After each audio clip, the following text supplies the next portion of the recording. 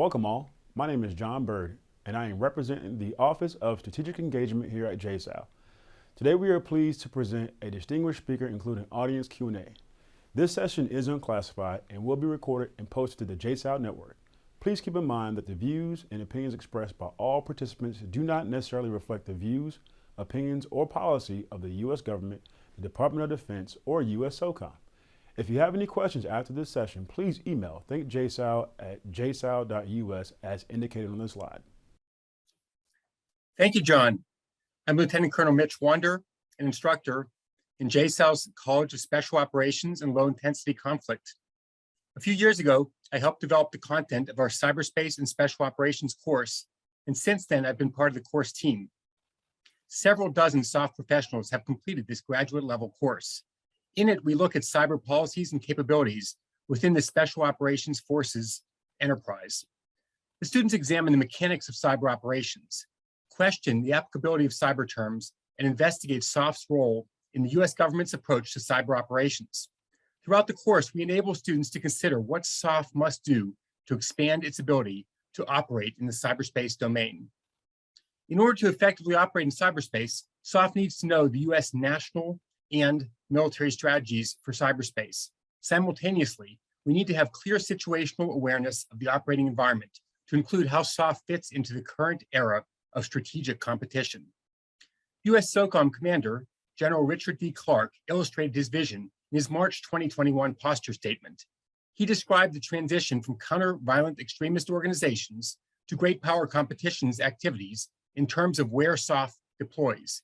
In fiscal year 2021, he said, nearly 40% of our forces deployed were focused on GPC requirements, great power competition. Numbers matter, but so do roles.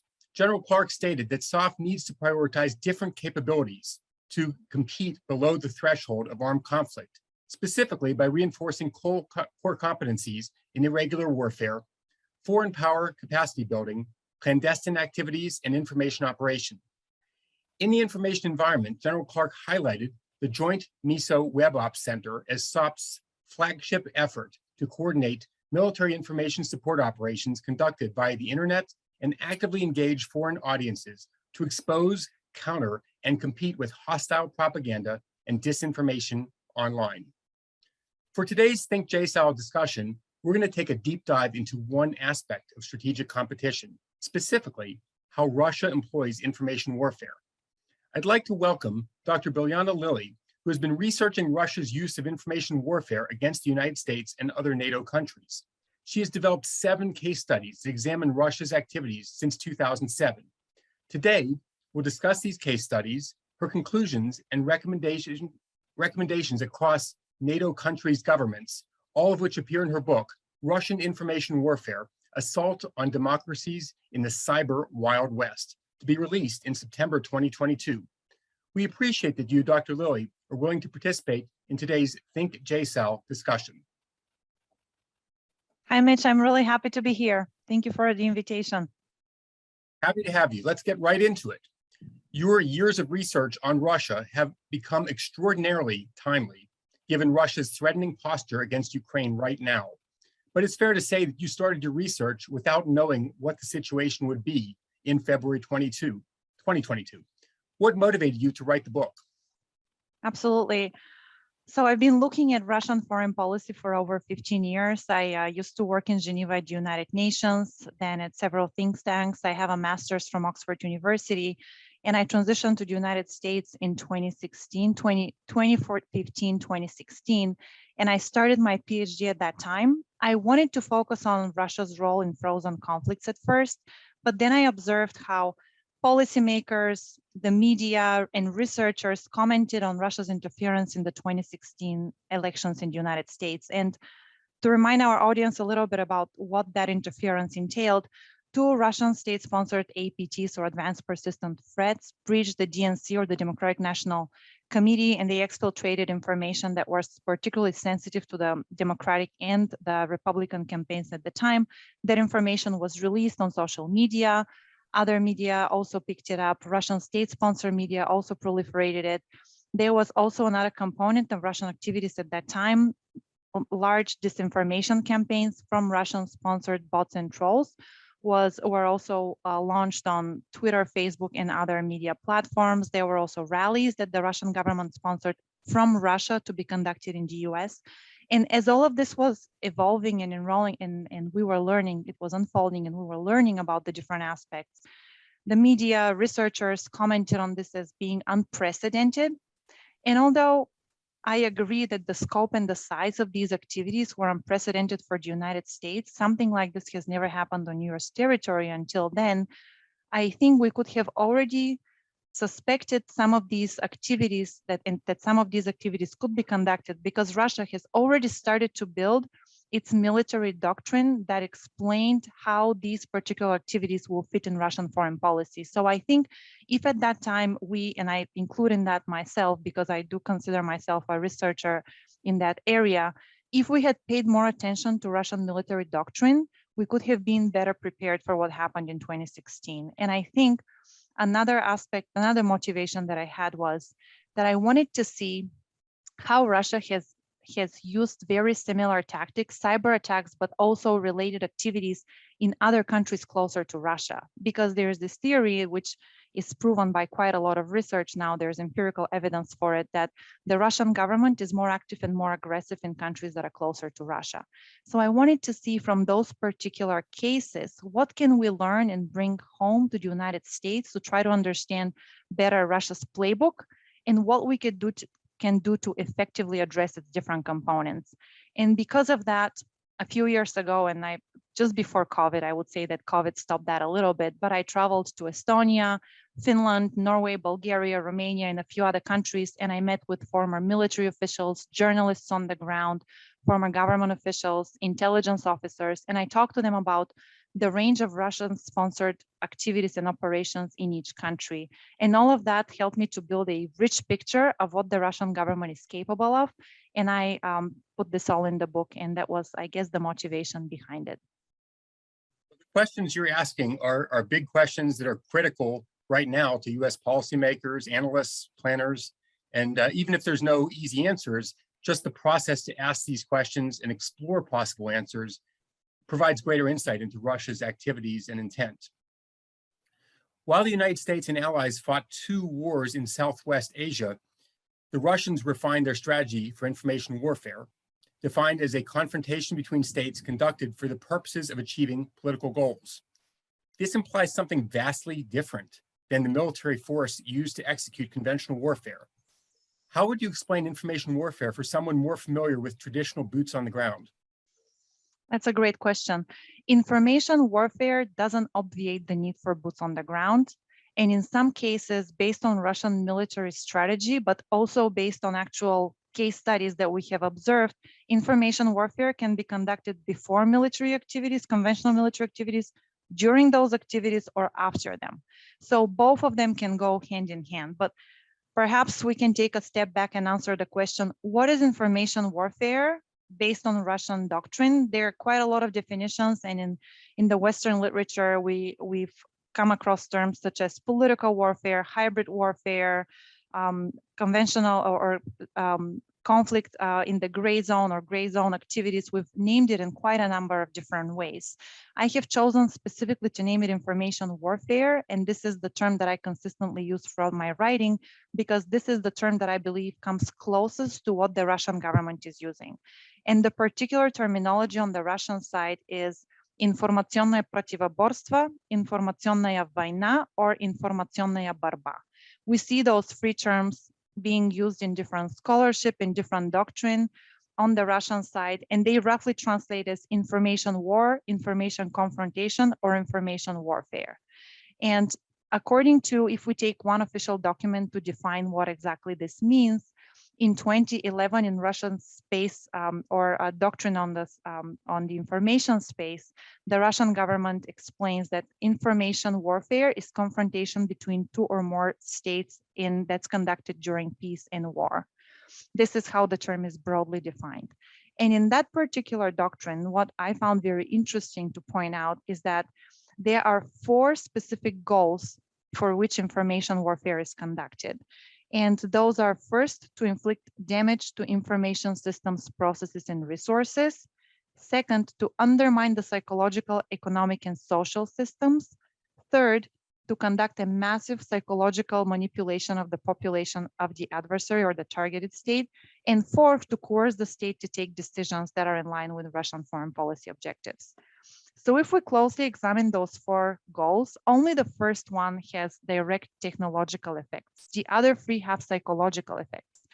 So the definition and the goals of information warfare show us that it has a technical as well as a psychological component.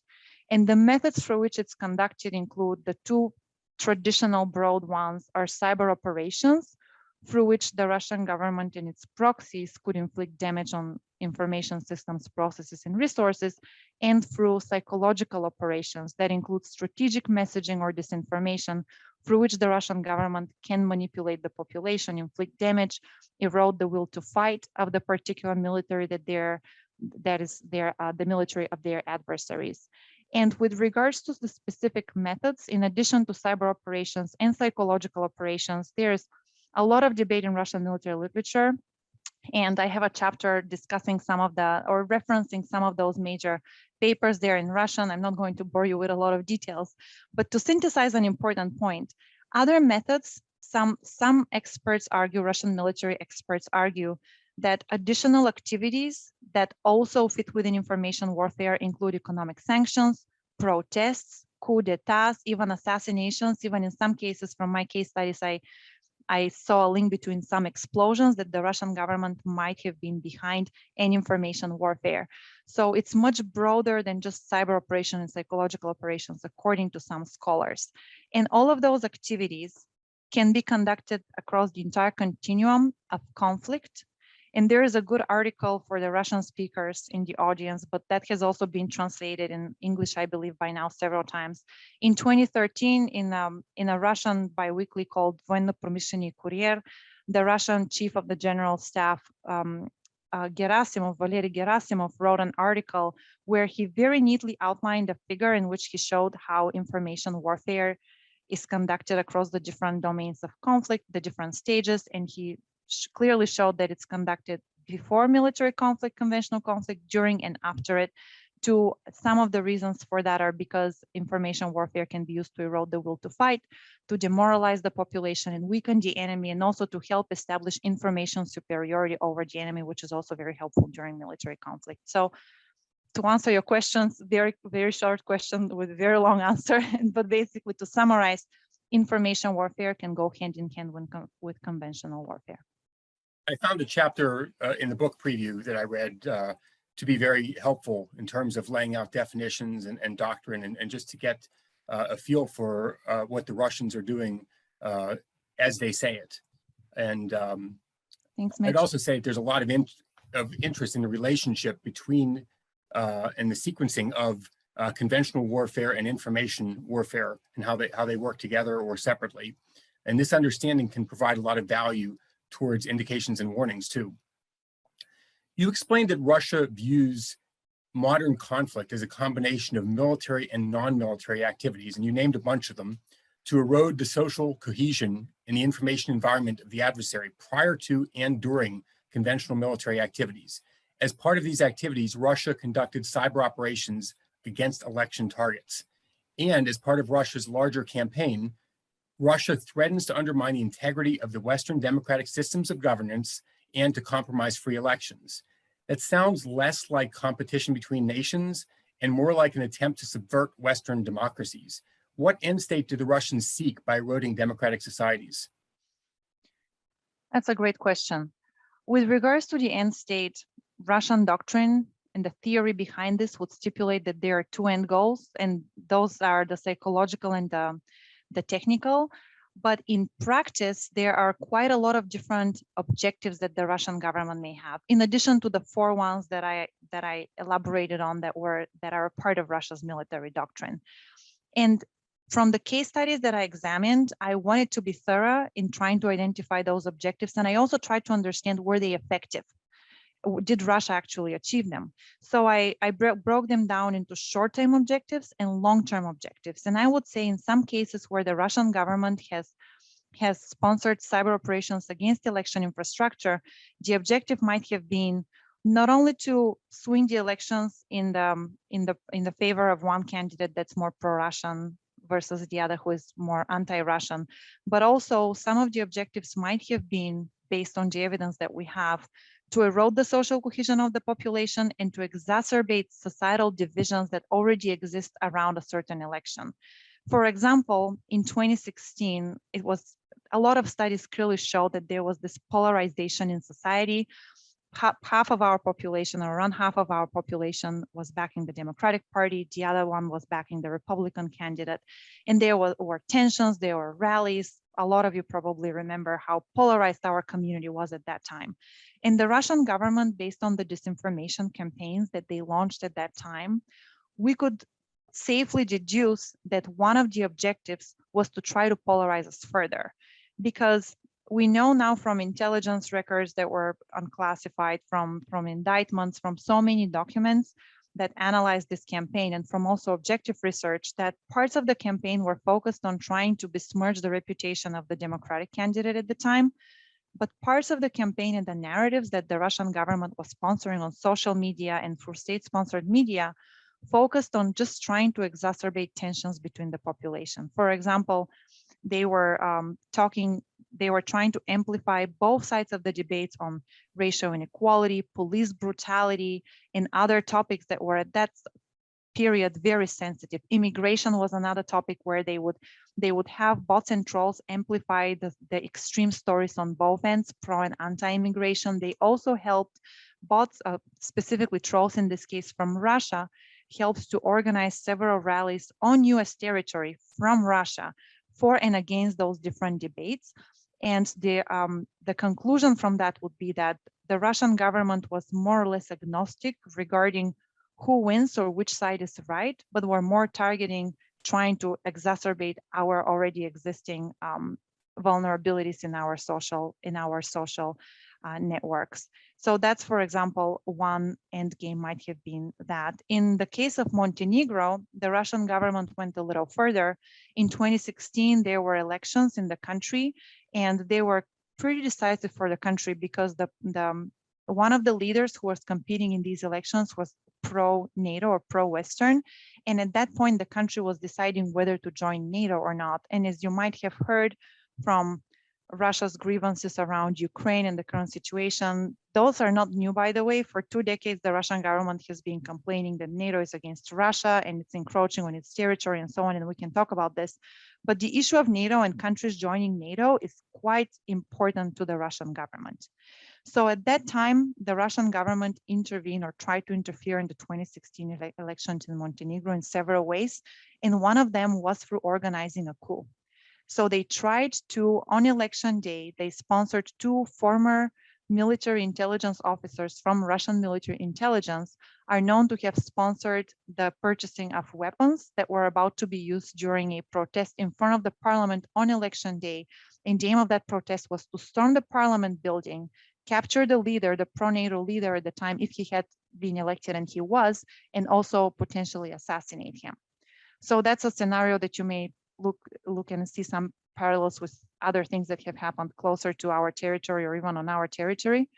And this is something that we know for sure there's evidence of Russian interference there. So in that particular case, the end game was most likely to change the government and to lead to a forceful change of government and break down the social structure and the governance structure that existed in that country. In other cases, if I can give another example, in cases that I've examined where the Russian government has sponsored cyber operations against election infrastructure, the goal was not necessarily to affect the elections or the political structure at the time. The goal might have been very different from the evidence that I've looked at. For example, in the case of Bulgaria, there were parliamentary elections where a Russian state-sponsored cyber threat actor breached parts of the election system and disabled it with DDoS attacks for a while. Rendered it inoperable. But the point of, I went to the country and I spoke to a number of officials and researchers to try to understand Why did the Russians do that in a country that they consider its Trojan horse in Europe? Bulgaria is known to have very strong Russian influence, very strong Russian ties, and I'm from Bulgaria. I believe I can say that. It's a lot of our population is very pro-Russian. So why would the Russians attack us in cyberspace in that particular moment? And if we look at the evidence and the situation that existed on the ground at that time, there's some evidence to suggest that Russia's objectives at that time might have been related to Bulgaria's arms exports, which we had some markets, we were opening markets with Ukraine, and that could have been one of the reasons why the Russian government decided to interfere. It wasn't necessarily the elections. They tried to use the elections as a way to coerce the government to change its small arms and light weapons export policy and direction. Sounds like the case studies have some similarities and some differences, and you end up being able to put them together very well in your book. Mitch.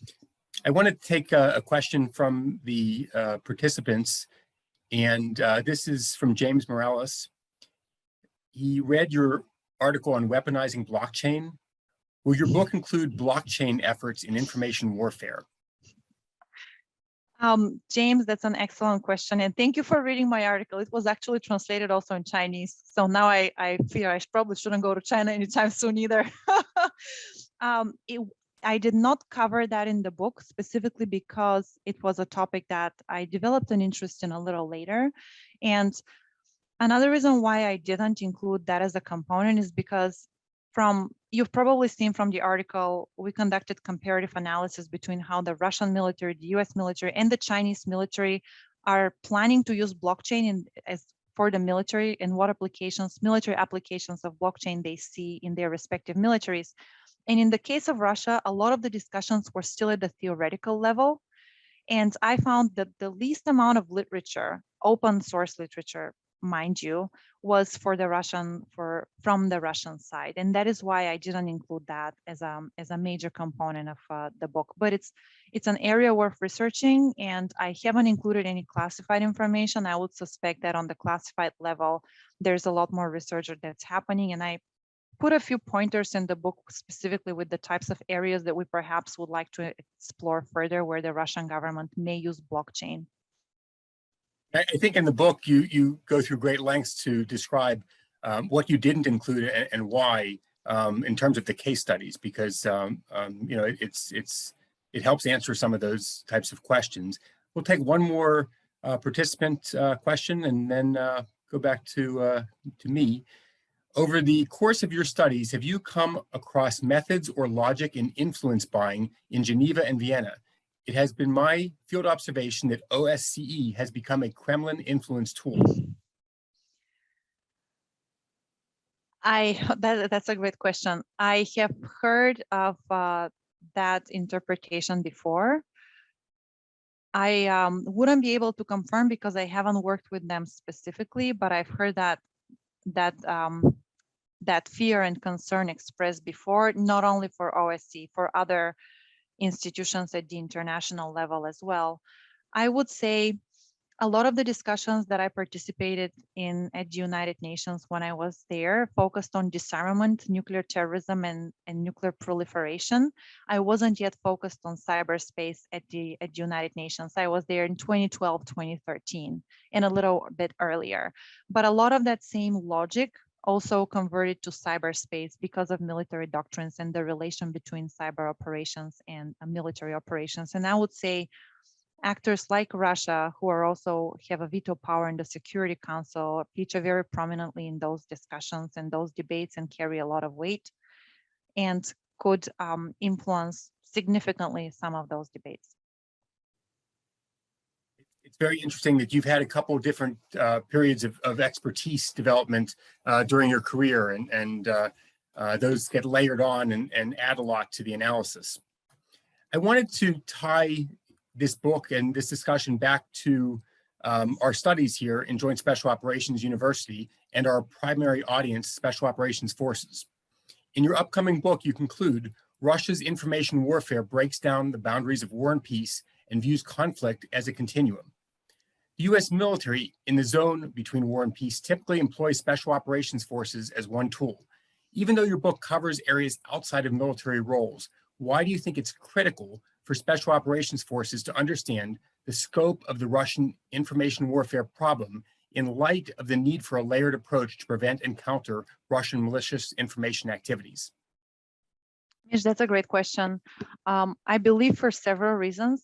First of all, the Special Operations Forces are an integral part of the US ability to fight and its military power.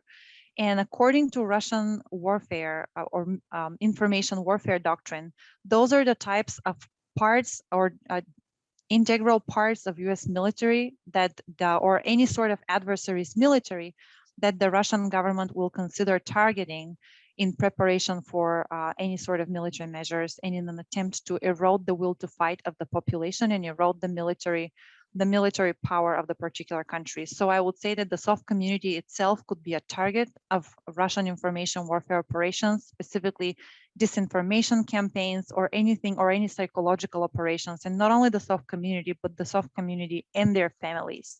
So I would say that that is why it's very important to practice good cyber hygiene, to be very critical of the media sources and media articles that the soft community is reading, to make sure that they maintain, and this is probably very standard practice. It's standard practice, but it has to be observed very carefully. Maintain certain level of anonymity on social media. Be very careful what you post, what types of apps you use, and which have GPS enabled in them, and what the level of sensitivity and control you have on your profiles on Strava or any sort of devices that you use to track even exercise progress. All of that is important because it could be used as an intelligence gathering, and that information could be used against the community. So that is one aspect of it. The second is because I think the intelligence community, specifically the Special Operations Forces community, may be interested to know what their colleagues on the Russian side are capable of and what tactics the Russian government is capable of using in an environment where they may find themselves operating in, because they may be affected by these types of operations. So in that particular respect, if through my studies and through my work, I did see, and I can empirically prove now and state with confidence, that the Russian government is a lot more aggressive in countries closer to the Soviet Union. And in the cases specifically, I would recommend reading the cases or looking at the cases of Montenegro and Bulgaria, not only in my book, but in general, and also Macedonia. I didn't cover that in my book, but I wish I had the time to do it, because in those particular cases, the Russian government is not only behind cyber attacks and more aggressive cyber attacks, but they're also sponsoring political parties. They sponsored the coup that I already discussed in the case of Montenegro. They are Russian military intelligence officers that were publicly accused of being a part of that plan, and they were also on the ground. We also know that there are a number of other operations that were more aggressive. For example, in the case of Bulgaria, several years ago, a arms dealer that's also part of my chapter, there were 2 attempts to poison him. And he, in the beginning, in the first 2 years, he was very well-known arms dealer. He has very sizable business and exports weapons to Ukraine, for example. And at the beginning of the investigation, the Bulgarian government didn't discover any Russian connections to the poisoning attempts. But as a result of Sergei Skripal's case in the United Kingdom, 3 years after the attempted poisoning of the Bulgarian arms dealer, it turned out that the same actors, the same military intelligence officers that poisoned Sergei Skripal were also trying to poison the Bulgarian arms dealer. So had we been more vigilant with investigating that particular case, we might have been able to understand a little better, predict maybe even in a way, or prevent against what happened in the United Kingdom. So those activities also demonstrate that the Russian government and its different actors that participate in information warfare or gray zone conflict also test a lot of the tactics that are used in the West, but they first test them closer to their borders. So if we pay more attention to cases like Bulgaria, like Montenegro, we could be better prepared to handle what the Russian government is using in other cases as well. When you brought up the threats to military families, I had spent last year at National Defense University, and my research paper was on malign influence directed at military families. So that definitely is a high level of interest for me. Well, And Mitch, please send it. I would love to read it, by the way. absolutely, we'll send that your way. And I wanted to get one more question in from our participants. You mentioned that information warfare has both a technical and psychological component. Cybersecurity is a top priority to counter the technical aspect of the adversary's operations. Do you think we're doing enough to counter the psychological aspect? And is it even possible to counter psychological operations? It's such a great question. There's so many ways we can answer this. Short answer is I think we can do a lot more. And so many cases and reasons for this come to mind, but let's just focus on strategic messaging and disinformation campaigns or particular narratives that are fake or have a false piece of information in them. I believe we have to learn to address those better. And the answer is not a narrow, and the answer is not that the US government specifically will have to deal with this. The answer is that we need a multi-layered approach here. And we need to educate our population to be able to be more discerning consumers of information. And what do I mean by that?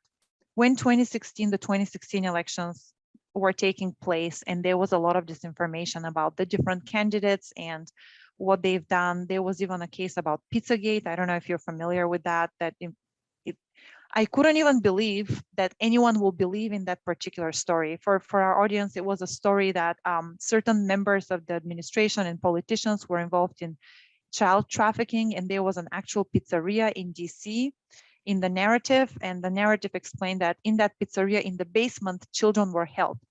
And the person from North Carolina actually believed the stories, took his gun and went into that pizzeria to try to liberate the children. He realized there wasn't even a basement in that pizzeria. So to me, that level of naivete should be something that we fight, because that's a major vulnerability in our populations.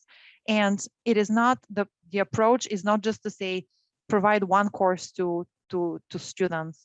The approach would be to introduce in our educational systems courses on critical thinking, courses on media literacy, and not only make them as one seminar, 1 hour for the entire 10-year period of elementary and high school, but to make them a regular occurrence, have tests, introduce them as a regular subject in schools, and teach our population how to be better at understanding media and recognizing what disinformation is. And I actually teach a class like that to the Warsaw Security Forum participants and to journalists and activists. And I myself have been amazed by the types of stories that I hear in the different disinformation campaigns that I hear across different countries.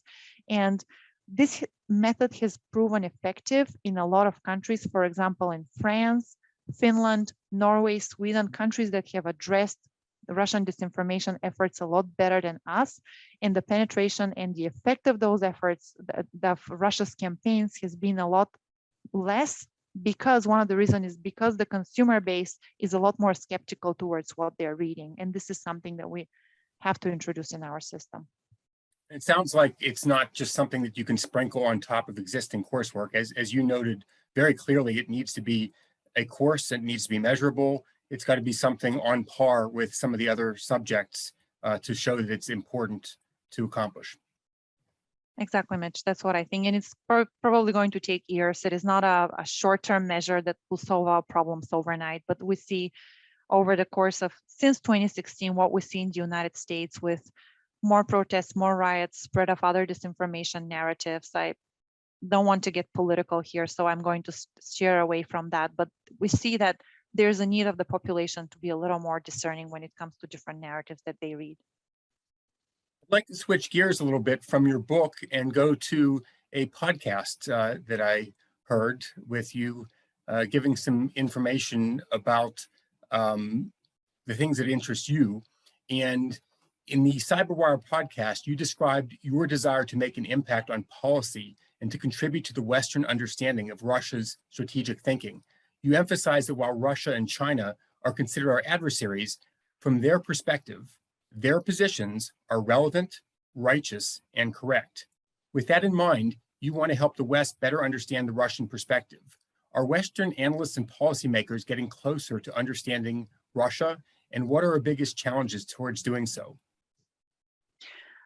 I think we've gotten a lot closer. I believe we had a huge base of experts to draw upon during the Cold War. In the early 90s, that base slightly shifted because we had different priorities. We thought the Cold War was over.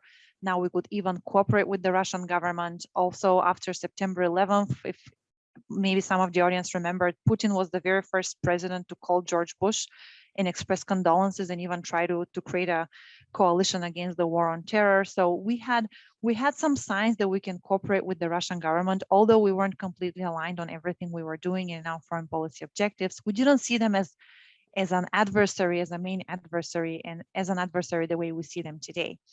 But I would say, because we shifted focus, we also lost a lot of the expertise that we had, specifically with regards to the Russian region. And when then relations between the United States and Russia, and NATO and Russia, started to exacerbate as a result of missile defense deployment in Europe and NATO expansion and a few other major issues, at least from Russia's perspective, then we also needed again to restore that expertise and to build new experts in that area. And that's completely understandable. We focused on the Middle East, we focused on China. I'm not saying that we should have kept our Russian experts all along. Policy cycles change and we have different priorities, so that's normal.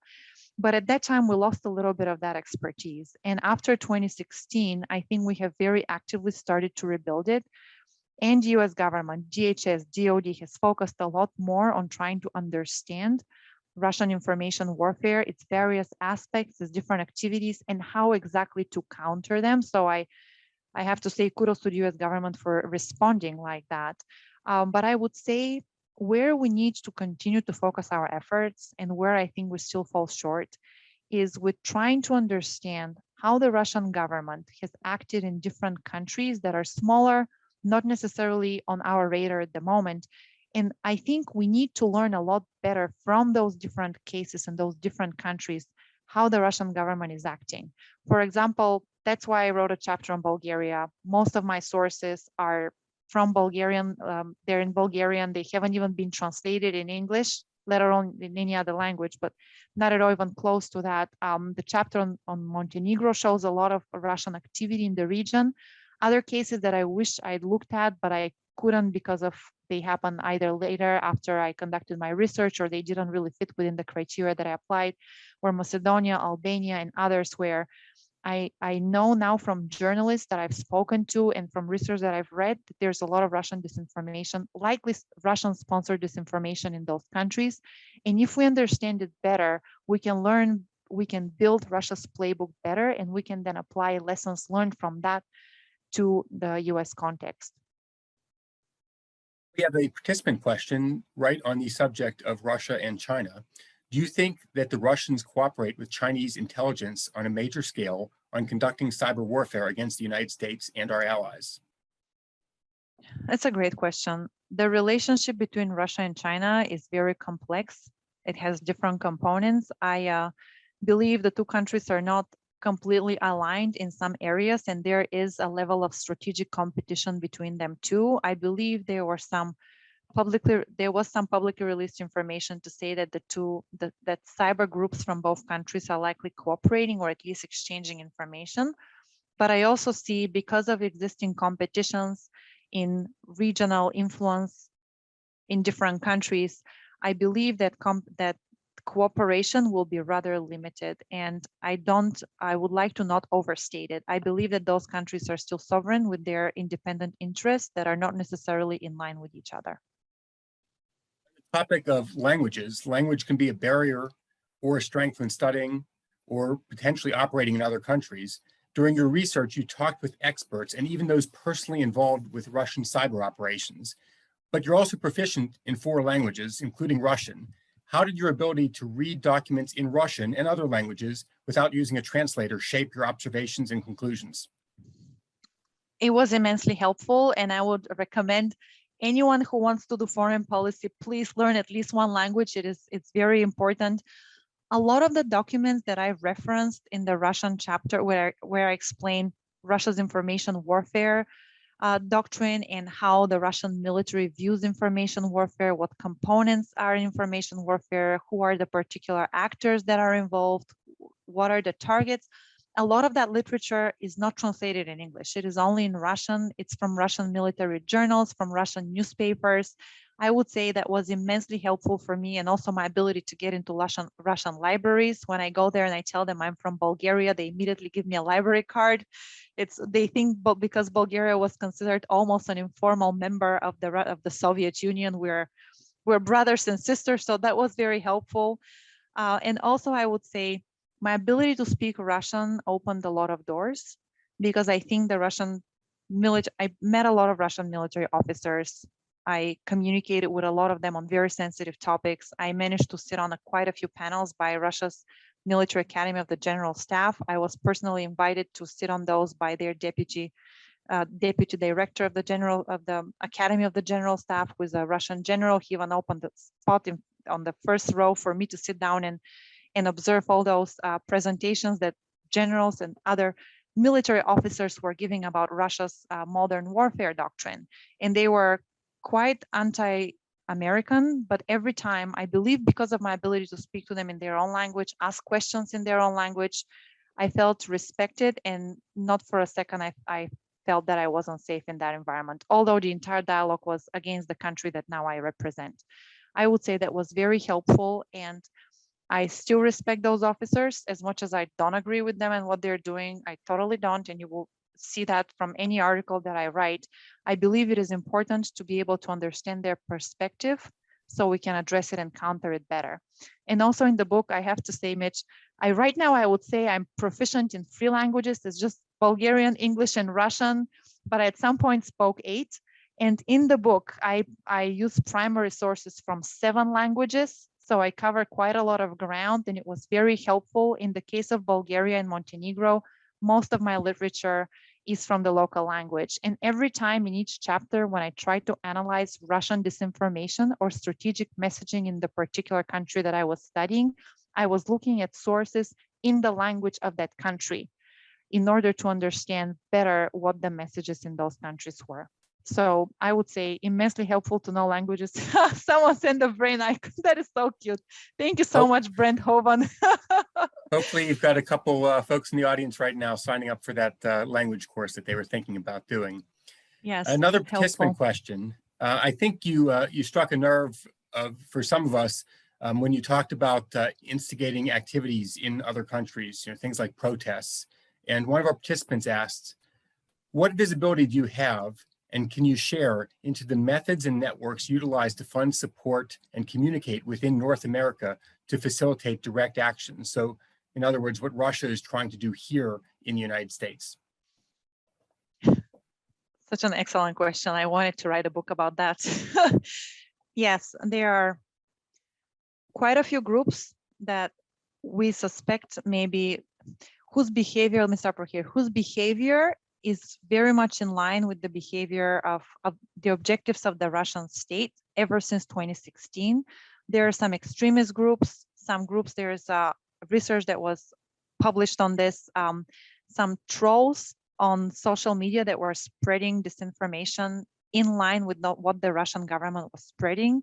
There was also observed level of coordination between them.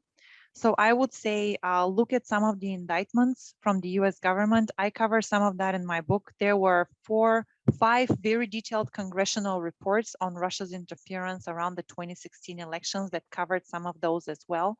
That's what I would recommend. And with regards to groups, something that we've heard and we've seen some reports on is, for example, religious groups. There may be ties between Russia's Orthodox Church and some religious groups in the United States. There are ties between some extremist groups and some of their main members. There were some articles in the New York Times about certain individuals that even received training in Russia and they came back to the United States. Also, the National Rifle Association, there's some suspicion that some of their activities closely align with those of the Russian government. I'm not saying there is any evidence. The media puts up some reports, and I would say that those are the types of activities or types of groups we should look at. Also, from my experience, the Russian military intelligence and the Russian government tends to repeat tactics that they have found to be successful in other cases. And if we look at the types of groups that they have worked with in other countries, we can see very clearly in the case of France, Montenegro, in Bulgaria, that the Russian government has also sponsored political parties that are pro-Russian.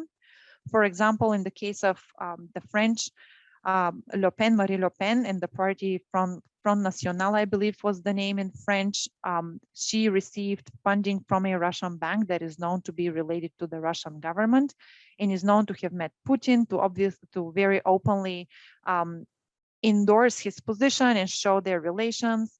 The same with a party from Montenegro. The same pattern is also observed with a party from Bulgaria. And one of the issues that I noted in my book, and I really hope that we address that, is that there is lack of transparency in political funding or funding of different parties in different countries. For example, in the case of Bulgaria and Montenegro, in the case of Bulgaria, there's an extreme party called Attack that gathered a lot of votes and even a seat in parliament a few years ago.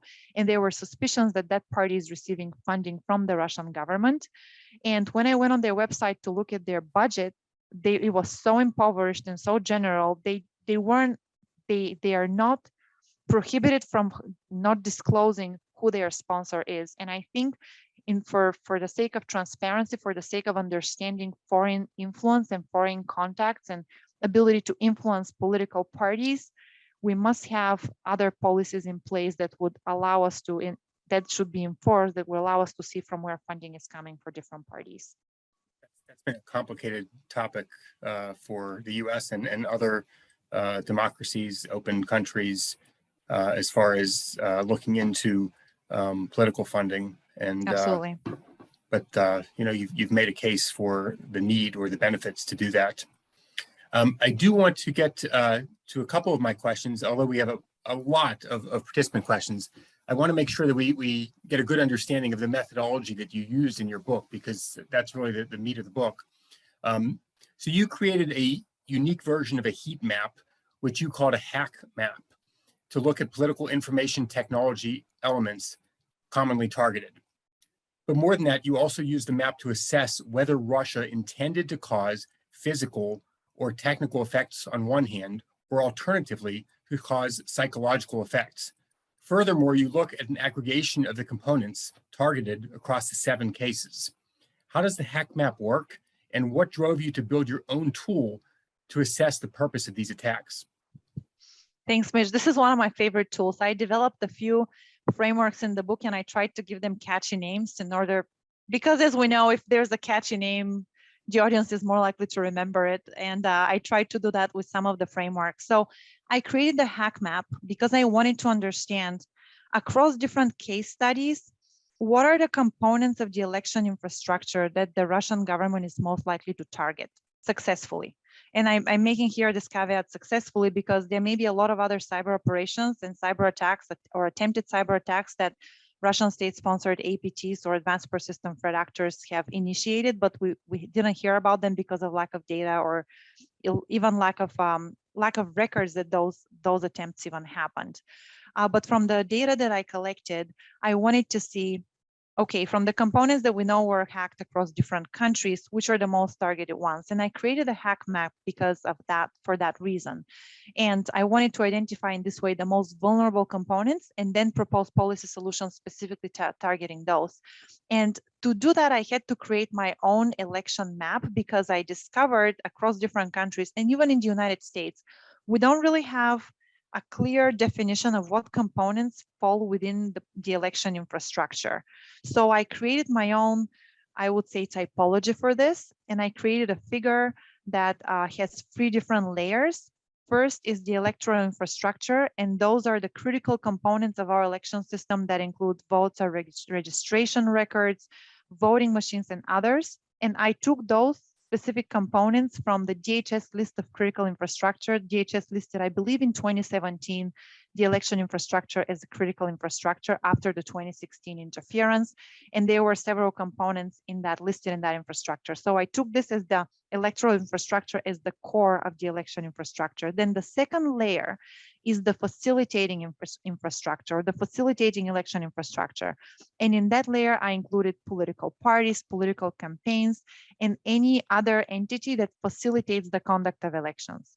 And in the third layer, I included the information sphere, which is any sort of media that communicates election results. So those were my three, I would say, broad layers that consisted the election, or I also call it political infrastructure.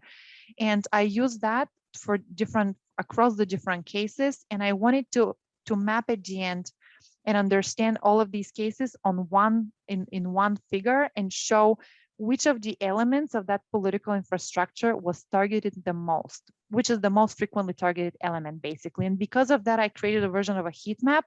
And because it is the most hacked element, I called it a hack map. So that is how it works. You took the hack map, you applied it to the 7 case studies, and Exactly. What are some of the main conclusions that you found from applying the hack map? And I'm looking exactly here at actually the final version, so I can tell you. So across the different case studies, the most targeted component was political parties, with the most number of hacks. And in the cases that I found, in six particular cases, political parties were targeted by Russian cyber state actors. This is the United States, Estonia, Norway, Montenegro, France, and Germany. Another thing that I found by plotting all the different, or mapping all the different cases on the hack map, is that in countries closer to Russia, specifically countries that were a part of the Soviet bloc, the cyber operations were more aggressive. So in those countries, the Russian government is most likely to launch operations such as DDoS attacks, which, as you know, or the audience may know, are considered availability attacks. They're noisier, they lead to disruption of services or disruption of the website that they're targeting. And in cases closer to the United States and in the United States, so in I would say Western countries, the cyber attacks were more subtle and they were more focused on hack and leak operations, like in the cases of the United States and France. And also in the cases of countries closer to Russia, the Russian government also was a little more aggressive with targeting core election infrastructure components as opposed to facilitating infrastructure. So all in all, the conclusion would be Russia's more aggressive even in cyberspace towards countries closer to its borders, and it's more subtle or kind of still testing the waters in countries in the Western, more to the West.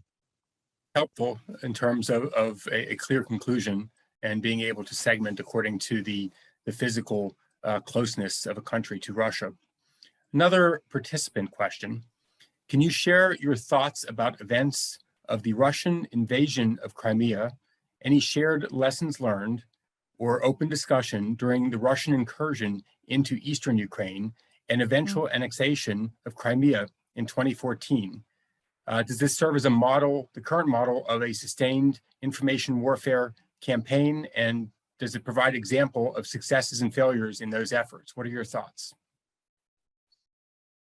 That's a great question. So many caveats on this. With regards to whether this was a successful information warfare campaign, it was a successful seizure of a part of a country. So I would say like it goes far beyond that. And I can talk about this, but if we want to talk about a successful information warfare campaign that afterwards resulted with or led to or was a precursor of a war, I would say look at Georgia 2008 and the 7-day war there, where there were cyber attacks before before the actual kinetic power was used. But specifically in Ukraine, I would say we weren't prepared again for 2014. And what happened in Ukraine, there were several reasons for that.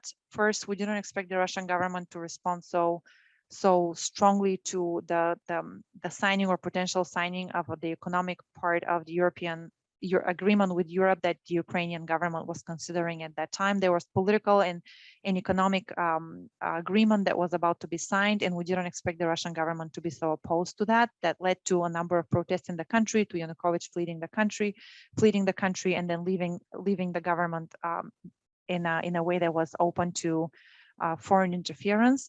Specifically in Ukraine, I would say yes. From what we know, there were cyber operations before actual boots on the ground that even now the Russians call them vizhlivie люди.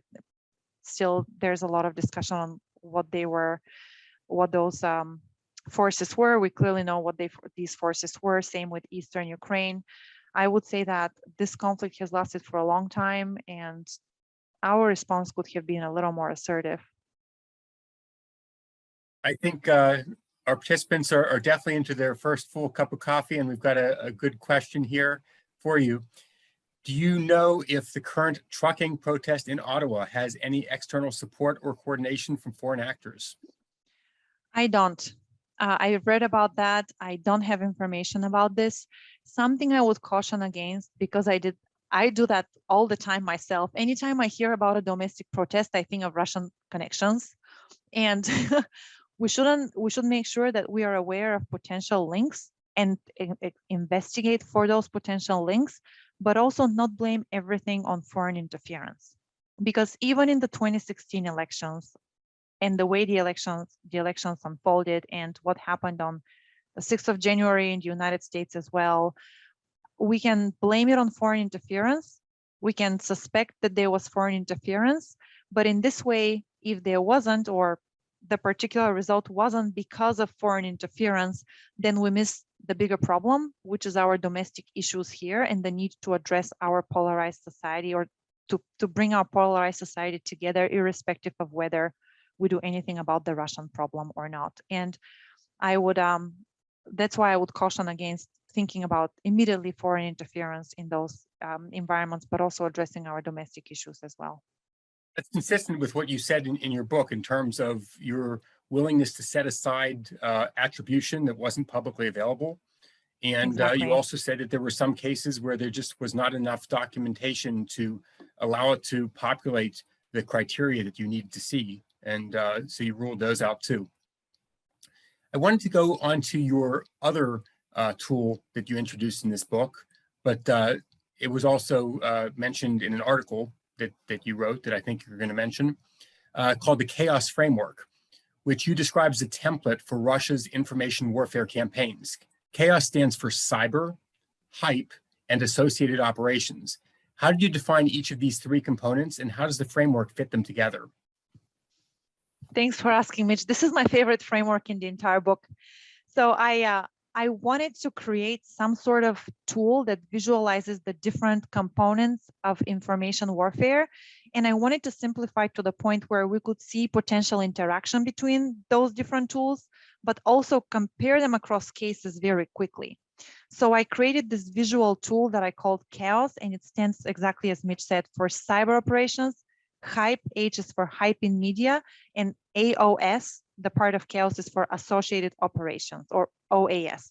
And I can't share this because my publisher doesn't let me yet, because the book hasn't been released, but you can see a draft of how I applied Chaos to two cases, the cases of the United States and the cases of France, in a short blog that I published for the CyberWire. I believe John posted the link. I think I saw it like a few minutes ago, maybe in the first part of our discussion. The article is called, I believe, Bringing Order from Chaos, and it was published about 1.5 years ago, maybe even more at this stage. Mitch, help me if you have it open, but I believe it was November 2 years ago, something along those lines. And there you can see exactly how I have defined the different. Thank you, John. November 2020, I think you said, right? 2 years Here we ago, go. yeah. I think so. Perfect. Yeah. COVID. We've been working from home, so for me, the last 2 years are almost like 1 year. So I apologize. If I'm making a mistake here with the particular release date.